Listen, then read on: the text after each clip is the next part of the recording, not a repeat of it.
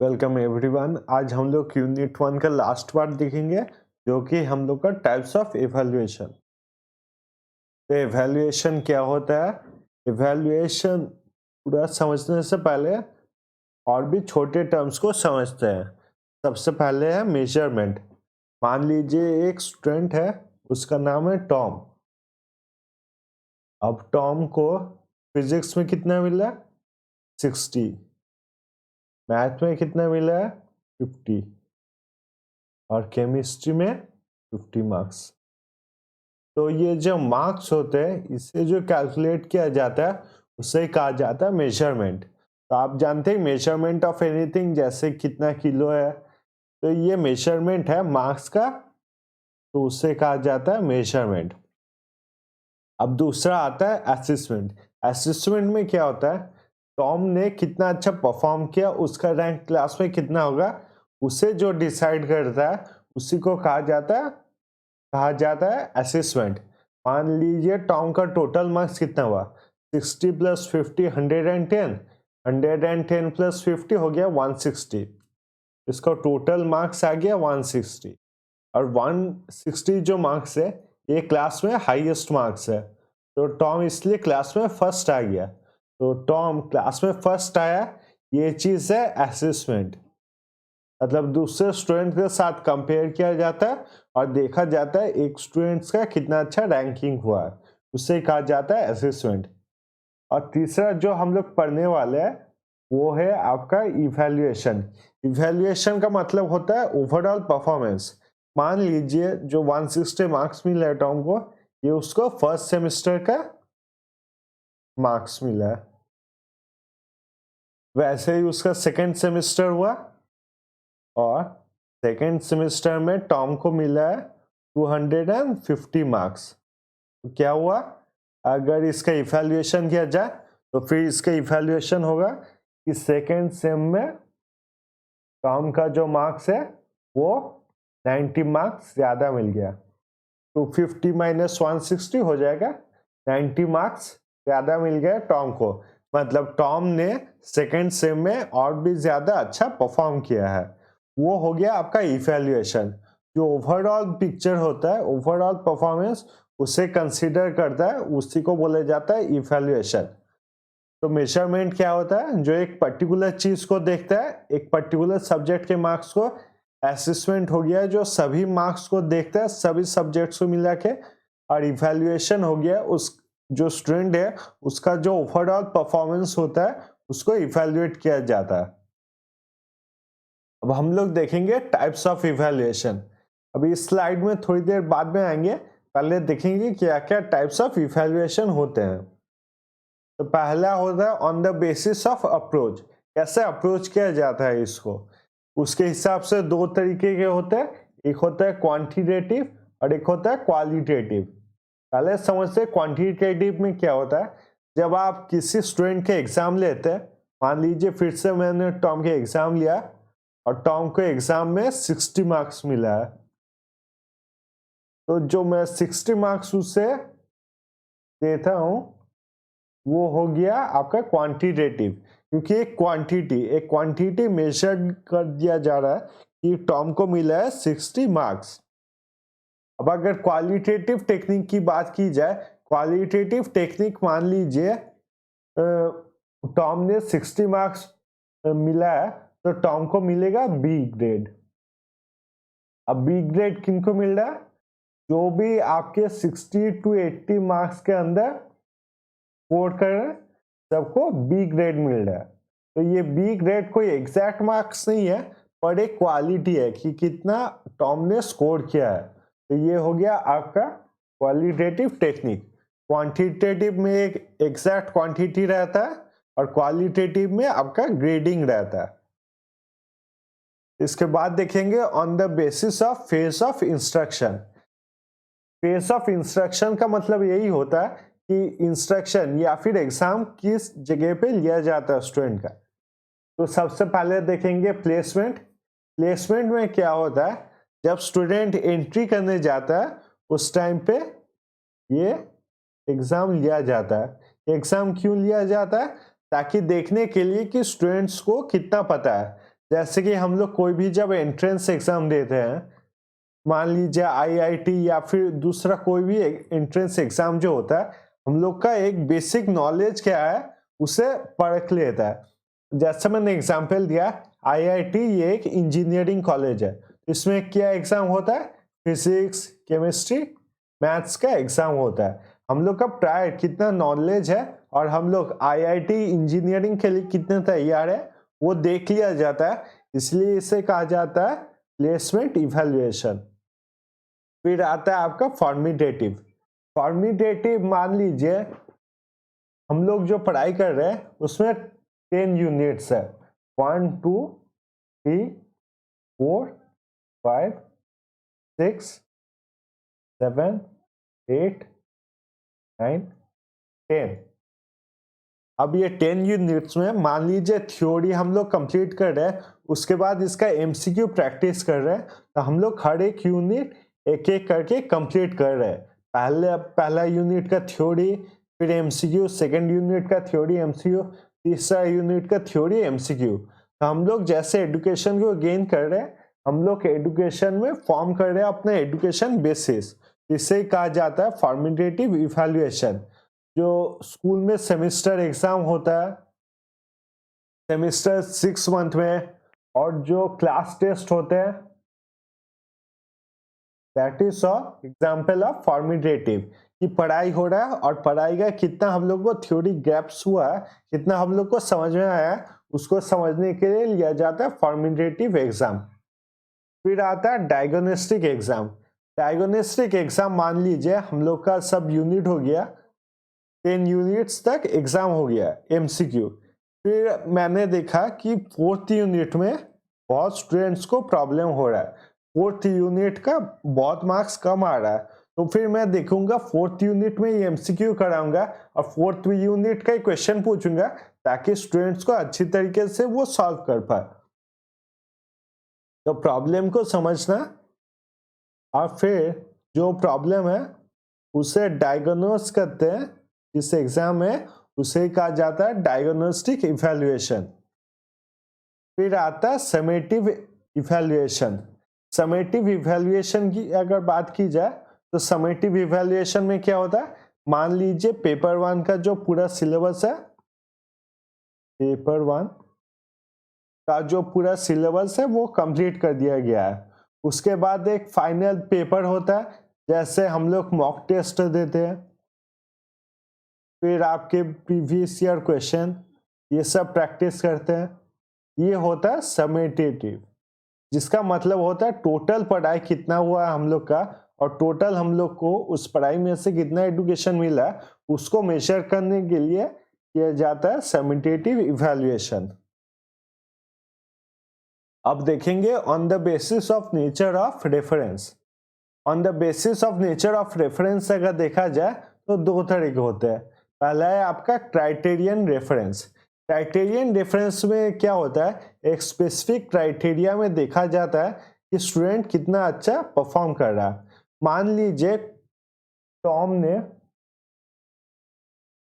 1 kilometre का जो दौड़ है वो 50 मिनट में कंप्लीट कर लिया,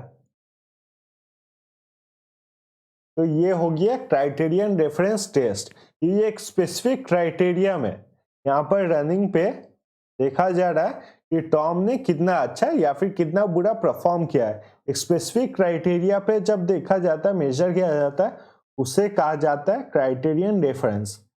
अब दूसरा देखेंगे नॉर्म रेफरेंस। नॉर्म रेफरेंस में क्या होता है, मान लीजिए दूसरा कोई स्टूडेंट है बेन, उसने मान लीजिए 1 किलोमीटर का जो डिस्टेंस है उसे 30 मिनट में कंप्लीट किया, तो इन दोनों को कंपेयर करने के बाद क्या समझा जाएगा कि टॉम जो है वो स्लो है या फिर स्लोअर है। तो वो हो गया नॉर्म रेफरेंस टेस्ट, कि जितने भी स्टूडेंट्स है सबको मिला के फिर कंपेयर किया जाता है और फिर रिजल्ट डिक्लेयर किया जाता है। ऐसा हम लोग के ज्यादातर एंट्रेंस में होता है, या फिर अभी हम लोग जो यूजीसी के लिए प्रिपेयर कर रहे हैं, यूजीसी नेट, उसमें कट ऑफ मार्क्स निकलता है, वो कट ऑफ मार्क्स कैसे निकलता है कि सभी बच्चों ने कैसा परफॉर्म किया और उसके हिसाब से निकलता है आपके कट ऑफ मार्क्स। तो वो हो गया आपका एग्जाम्पल ऑफ नॉर्म रेफरेंस्ड। फिर आता है on the basis of purpose. On the basis of purpose मतलब काम क्या है, वो एग्जाम लेने के लिए मतलब कारण क्या है वो एग्जाम का। तो सबसे पहले आता है डायग्नोस्टिक टेस्ट। डायग्नोस्टिक टेस्ट तो हम लोग ने थोड़ी देर पहले डिस्कस किया कि ये प्रॉब्लम को डिटेक्ट करने के लिए कि स्टूडेंट को क्या प्रॉब्लम है, किस फील्ड में प्रॉब्लम है, इस चीज को डिटेक्ट करने के लिए लिया जाता है डायग्नोस्टिक टेस्ट। फिर आता है आपका एप्टीट्यूड टेस्ट। एप्टीट्यूड टेस्ट देखा जाता है कि किसका किस चीज में मन है या फिर किस में एप्टीट्यूड है। जैसे हम लोग जो है टीचिंग लाइन पे जाते हैं तो हम लोग को एग्जाम देना पड़ेगा ऑन टीचिंग एप्टीट्यूड। आप बैंक अगर जॉब करने जाएंगे तो फिर आपको एंट्रेंस एग्जाम में देना पड़ेगा मैथमेटिकल एप्टीट्यूड के एग्जाम। तो ये एप्टीट्यूड टेस्ट इसलिए दिया जाता है कि किसका किस चीज में एप्टीट्यूड है, इसे देखने के लिए लिया जाता है एप्टीट्यूड टेस्ट। फिर आता है हम लोग का अचीवमेंट टेस्ट। अचीवमेंट टेस्ट वही होता है जो हम लोग के लास्ट में लिया जाता है टर्म को खत्म होने पर और देखा जाता है कि कौन कितना अच्छा परफॉर्म कर रहा है, कितना अच्छा परफॉर्मेंस है किसका। तो वो हो गया अचीवमेंट टेस्ट। फिर आ गया हम लोग का प्रोफिशिएंसी टेस्ट। प्रोफिशिएंसी टेस्ट में क्या होता है, मान लीजिए कोई एग्जाम है, क्या एग्जाम्पल दूं मैं यहाँ पर, हाँ मान लीजिए यूपीएससी का एग्जाम है। यूपीएससी के एग्जाम में क्या होता है, आपको फिजिक्स का भी क्वेश्चन पूछा जाता है, केमिस्ट्री का भी पूछा जाता है, बायो, हिस्ट्री, ज्योग्राफी, मैथ, जो भी सब्जेक्ट है सब सब्जेक्ट से आपको क्वेश्चन पूछा जाता है।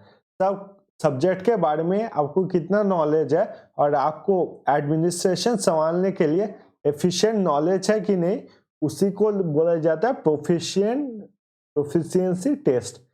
इससे देखा जाता है कि जो स्टूडेंट है उसको सब चीज के बारे में नॉलेज है कि नहीं या फिर स्पेसिफिक सब्जेक्ट के बारे में वो प्रोफिशिएंट है कि नहीं, वही है आपका प्रोफिशिएंसी टेस्ट।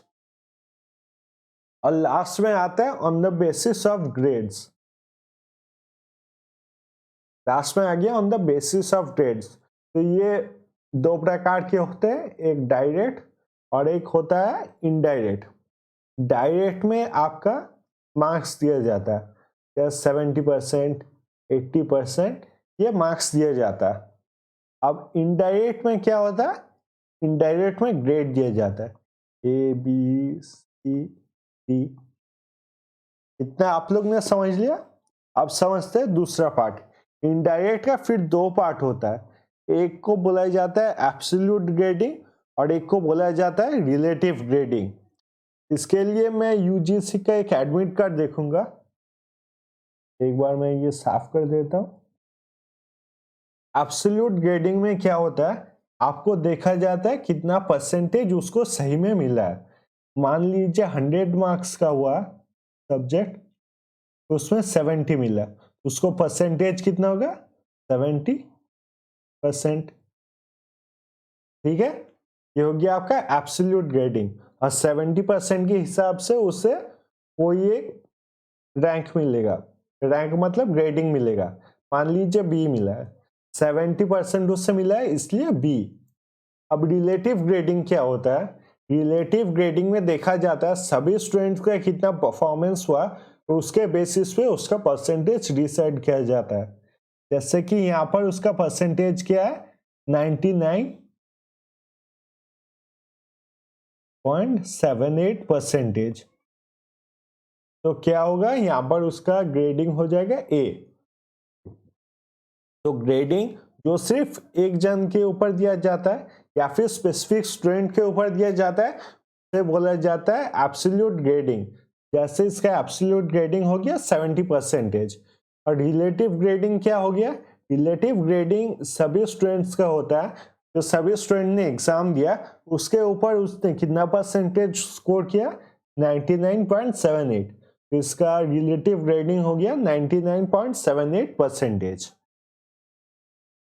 अब एक बार हम लोग इसको टाइप्स को एक बार रिवाइज कर लेंगे।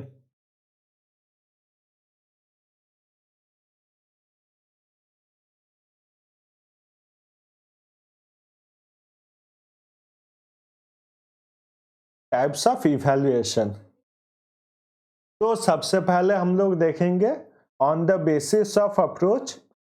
तो on the basis of approach अगर देखा जाए, on the basis of approach दो तरीके के होते हैं, एक आपका क्वांटिटेटिव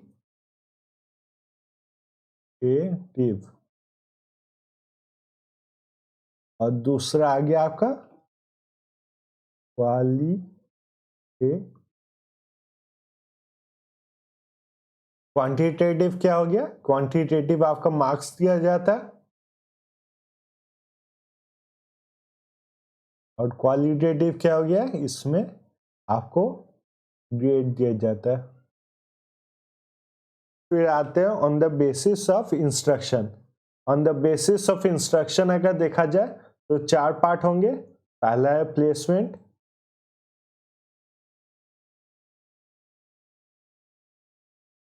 प्लेसमेंट में सबसे पहले एंट्रेंस में देखा जाता है कितना नॉलेज है बच्चे का उस सब्जेक्ट मैटर पे, तो ये हो गया आपका प्लेसमेंट इवैल्यूएशन।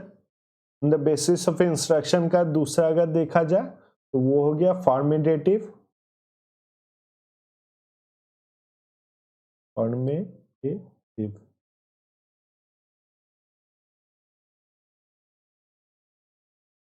ऑन गोइंग, जैसे सब्जेक्ट चल रहा है उसके साथ ही इसका एग्जाम चल रहा है, ऑन गोइंग एग्जाम। फिर आएगा हम लोग का डायग्नोस्टिक,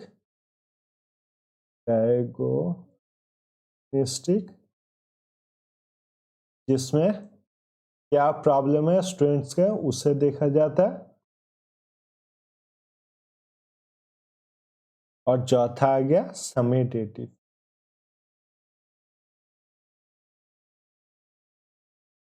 समेटिव जिसमें जो पूरा सब्जेक्ट का कितना नॉलेज मिला है स्टूडेंट को उसको मेजर किया जाता है। फिर देखेंगे on the basis of nature of reference. On the basis of nature of reference में दो टाइप्स के हैं, मतलब दो हिस्से में डिवाइड किया जाता है। एक हो गया आपका क्राइटेरियन बेस्ड,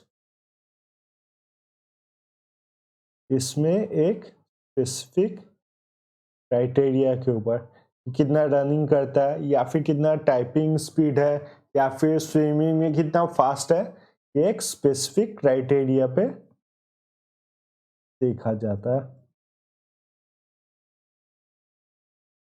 और सेकंड में आ गया हम लोग का नॉर्म बेस्ड, NORM।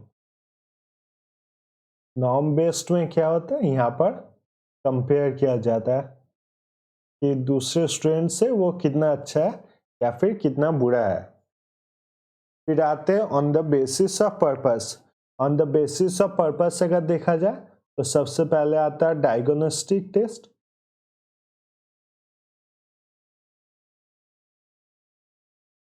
ये डायग्नोस्टिक टेस्ट वो सेम है, प्रॉब्लम सॉल्विंग। फिर आता है आपका एप्टीट्यूड टेस्ट। एप्टीट्यूड में स्टूडेंट्स जो है उनका एप्टीट्यूड देखा जाता है, उनका इंटरेस्ट या फिर स्किल को मेजर करने के लिए लिया जाता है आपका एप्टीट्यूड टेस्ट। फिर आता है अचीवमेंट टेस्ट। अचीवमेंट में क्या होता है, इस स्टूडेंट को कितने अच्छे तरीके से पता है सब्जेक्ट के बारे में, तो इसके लिए किया जाता है अचीवमेंट टेस्ट ताकि रैंकिंग दिया जा सके। और उसके बाद आता है आपका प्रोफिशिएंसी टेस्ट। इसमें क्या होता है, जो सब्जेक्ट के बारे में वो एग्जाम दे रहा है उन सब सब्जेक्ट्स के बारे में उसे बहुत नॉलेज रहना चाहिए। ये हो गया प्रोफिशिएंसी टेस्ट। अब लास्ट देखेंगे on the basis of grades. On the basis of grades अगर देखा जाए तो फिर दो तरीके के होते हैं। एक है आपका डायरेक्ट, डायरेक्ट मतलब आपका मार्क्स, और दूसरा हो गया आपका इनडायरेक्ट मतलब ग्रेड। अब इनडायरेक्ट में फिर से दो पार्ट्स आ गए।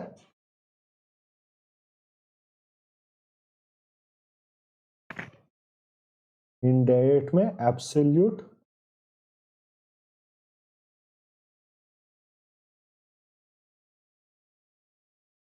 जिसमें सिर्फ एक ही जन का कितना परसेंटेज आया उसके ऊपर उसको ग्रेडिंग दिया जाता है। और दूसरा आता है आपका रिलेटिव,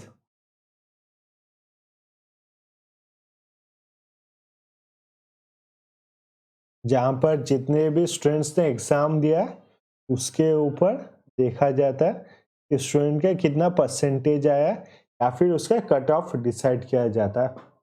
वो हो गया आपका रिलेटिव। तो ये हो गया आपका टाइप्स ऑफ एवेल्युएशन। आप लोग अगर चाहे एक बार इसका स्क्रीनशॉट ले सकते हैं, पर मैं बेटर बोलूंगा कि अगर आप लोग लिख ले इसको।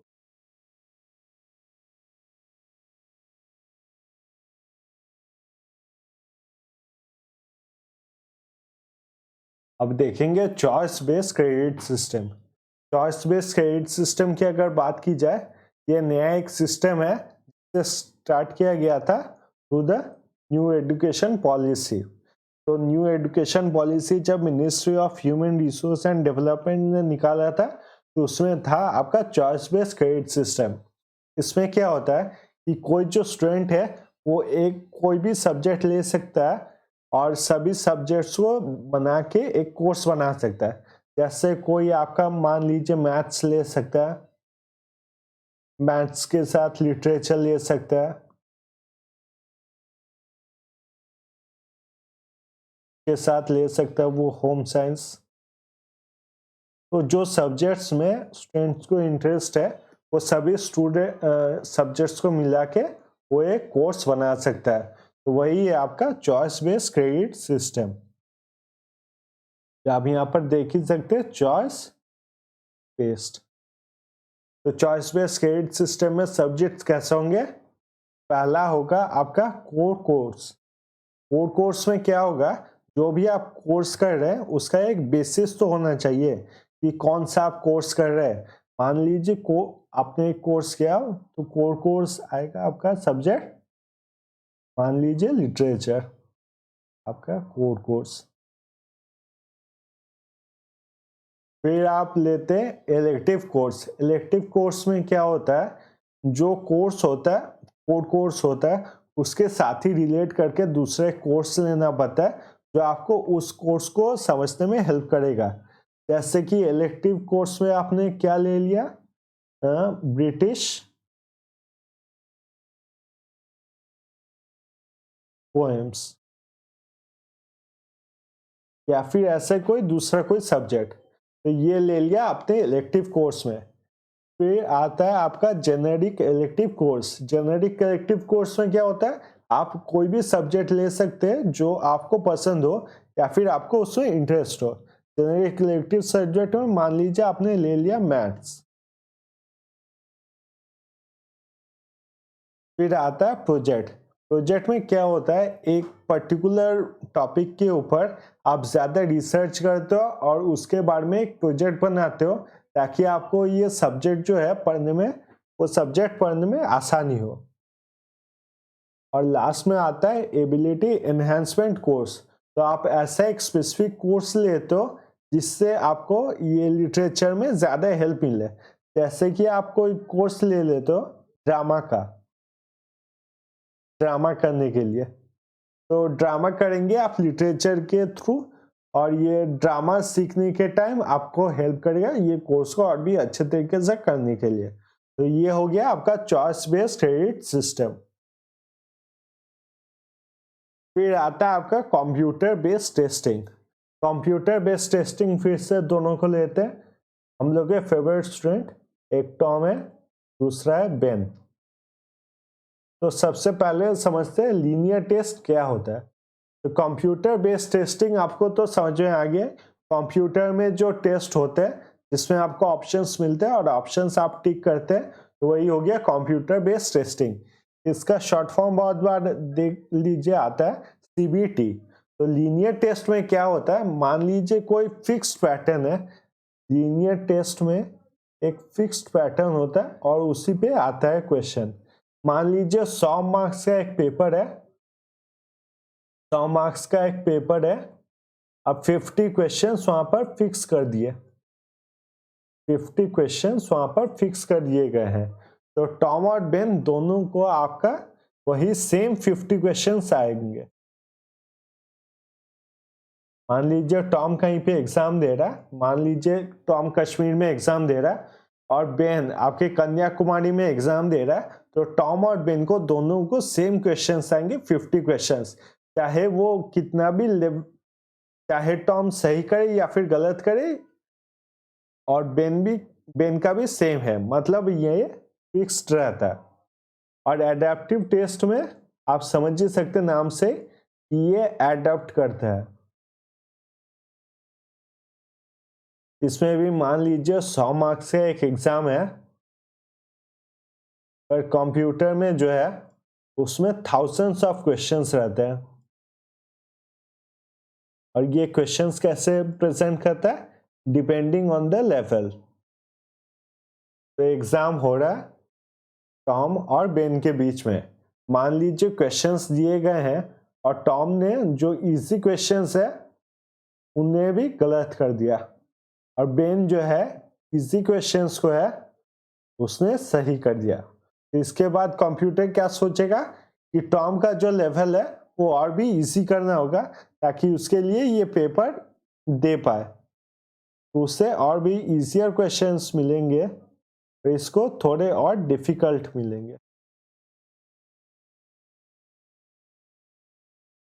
थोड़ा और ज्यादा डिफिकल्ट क्वेश्चंस बनाए जाएंगे फॉर बेन। तो यही है डिफरेंस बिटवीन लीनियर टेस्ट और बिटवीन द एडेप्टिव टेस्ट। तो यही यूनिट 1 हम लोग का खत्म हुआ। इसके बाद हम लोग एमसीक्यू प्रैक्टिस करेंगे इसके बाद वाले लेक्चर में। सॉरी, और एक बाकी था कि करिकुलम लास्ट है, उसके बाद लोग अगले लेक्चर में एमसीक्यू प्रैक्टिस करेंगे। तो करिकुलम समझने से पहले करिकुलम क्या होता है, सिलेबस और करिकुलम का डिफरेंस समझते हैं। सिलेबस में क्या होता है, सिलेबस में हम लोग का कोर्स दिया रहता है, थ्योरी पार्ट।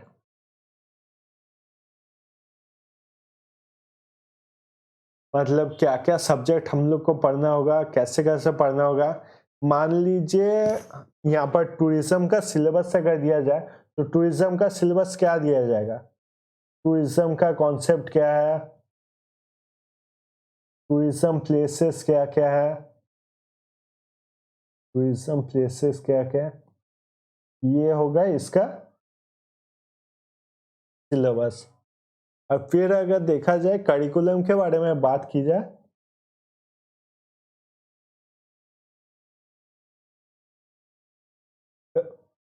करिकुलम के बारे में अगर बात की जाए, तो करिकुलम के टाइम पे हम लोग को पूरा कोर्स तो रहेगा, उसमें मेनली ये डिफाइन रहेगा कि हम लोग क्या कर रहे हैं। मान लीजिए हम लोग एक कोर्स कर रहे हैं for BBA in tourism.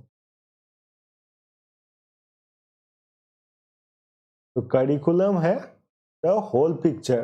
BBA in tourism में क्या क्या रहेगा, उसका कोर्स रहेगा प्लस ट्रेनिंग रहेगा, फिर आउटडोर एक्टिविटीज रहेंगे, सब कुछ मिला के बनता है आपका करिकुलम। और सिलेबस क्या होता है, सिर्फ थ्योरी, क्लास में क्या क्या पढ़ाया जाएगा वही होता है आपका सिलेबस। तो ये बेसिक डिफरेंस है बिटवीन सिलेबस एंड करिकुलम। एक बार इसको साफ करते हैं। अब टाइप्स ऑफ करिकुलम देखेंगे। अगर टाइप्स ऑफ करिकुलम देखा जाए तो 3 टाइप के करिकुलम होता है। पहला होता है सब्जेक्ट सेंटर्ड करिकुलम। ये सब्जेक्ट सेंटर्ड करिकुलम क्या होता है? हम लोग जब ऑनर्स में जाते हैं, मान लीजिए फिजिक्स ऑनर्स या केमिस्ट्री, मैथ्स, हिस्ट्री, कोई भी सब्जेक्ट का जब ऑनर्स के लिए पढ़ते हैं तब वो सब्जेक्ट के बारे में हम लोग को मेनली सिखाया जाता है। वहाँ पर ज़्यादा आपके एक्टिविटीज नहीं होते और ज़्यादा आपका थियोरिटिकल पार्ट में देखा जाता है, तो वो हो गया आपका सब्जेक्ट सेंटर्ड करिकुलम, जिसमें हम लोग को सब्जेक्ट के बारे में ही सिर्फ नॉलेज दिया जाएगा। फिर आ गया बिहेवियरिस्ट करिकुलम। बिहेवियरिस्ट करिकुलम क्या होता है? मान लीजिए जो स्टूडेंट्स एमबीए करते हैं वहां पर अप्लाई किया जाता है बिहेवियरिस्ट करिकुलम। वहां पर सिर्फ आपको सब्जेक्ट नॉलेज नहीं दिया जाता है, वहां पर आपको स्पीकिंग स्किल्स सिखाया जाता है, speaking skills,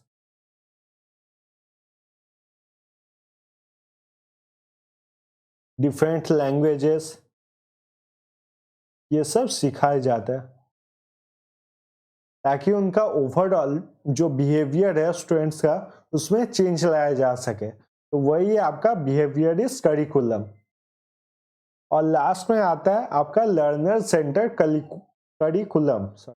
learner centred curriculum, इसमें क्या होता है? मान लीजिए जो पढ़ता है नेशनल स्कूल ऑफ ड्रामा में, नेशनल स्कूल ऑफ ड्रामा, तो national school of drama mainly आपका ड्रामा और थिएटर के लिए, यहाँ से हमारे बड़े बड़े एक्टर्स पास हुए हैं। तो उसमें क्या है, उसमें ज़्यादातर उनको थिएटर के बारे में सिखाया जाता है, कौन सी मूवी वो लोग देखेंगे, किसमें उनको पार्टिसिपेट करना है। तो उसमें करिकुलम का मेन फोकस क्या होता है? लर्नर। सबके लिए डिफरेंट सिलेबस होता है और सबको डिफरेंट तरीके से ट्रीट किया जाता है, तो वो पूरा तरीके से लर्नर सेंटर्ड करिकुलम है। तो यही था 3 types of curriculum, subject, behaviourist और लर्नर। तो यूनिट 1 खत्म होता है यहीं पे। कल करेंगे एमसीक्यू। अगर आप लोग को ये वीडियो अच्छा लगा हो तो काइंडली चैनल को सब्सक्राइब कीजिए, इससे मुझे काफ़ी सपोर्ट मिलता है।